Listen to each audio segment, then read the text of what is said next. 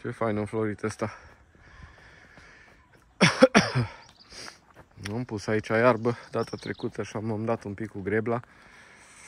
Vom vedea ce s-a îndreptat, ce a ieșit. Aici a început ăștia iară să facă muguri.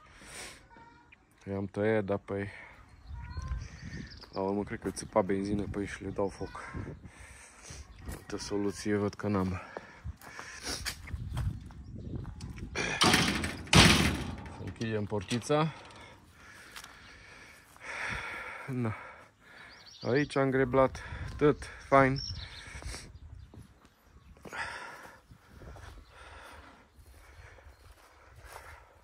Păi cu timpul rămâne numai iarbă.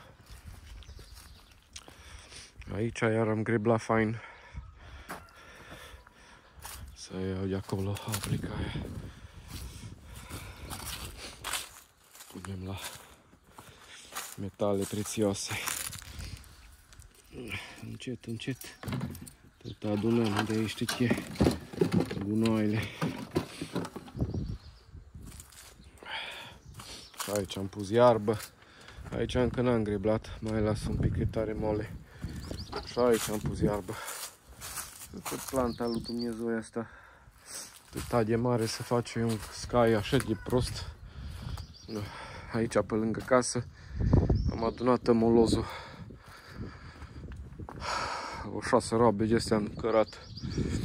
Păi, nu puteam să las așa că era ca la nebuni. Să fie curat. Imediat ne apucăm de tencuit.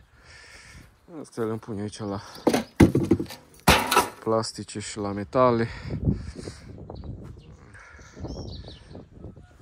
Cam așa se prezintă. Aici am curățat fain. Au fost, cum am dat jos de pe perete, acolo am rămas tencuiala aia. Am venit frigo, apoi n-am mai apucat să fac nimica. Auzi păsăricile. Ce fain cântă. Plin de păsări pe aici. Aici avem niște floricele. Aici o să crească bujori. Astea sunt niște garofițe. Aici narcise, dar pe că nu mai fac nimica. Nu știu care e treaba cu ele. Na, și de aici din livadă trebuie să adun crengile imediat. Nu știu unde să le pun, să le dau foc. La urmă cred că așa îi face. Voi găsi un loc undeva.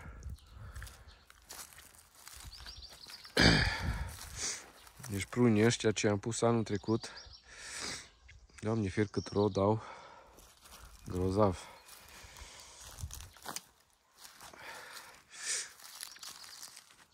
Și aici am o grămadă de crengi de dus. Voi vedea unde le duce. Prunul ăsta amul l-am pus de 3 săptămâni. Deja s-o prins.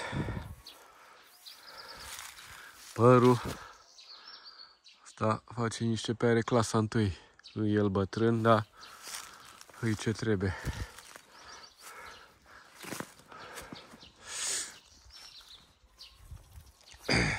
Aici cumva vegetația e mai bogată, tot felul de floricele.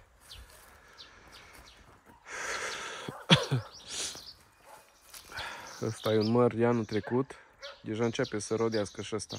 Anul trecut nu a făcut nimica. De fapt de 2 ani, nu de anul trecut. Găbănașul și la ăsta urmează acoperișul refăcut și la casă. Na. Aici am decărat iar o grămadă de lemne. Mă gândesc unde să le ard. Le arde undeva. Da. Astăzi am pus și aici iarbă. Am greblat deja frumos. Până mai bine că dacă vine ploaia, iară să prinde. Asta ca aici ăsta deja de frunzulițe. Cum o dat un pic de căldură, cum deja. Ia. Clasa 1. Ne apucăm de treabă în continuare.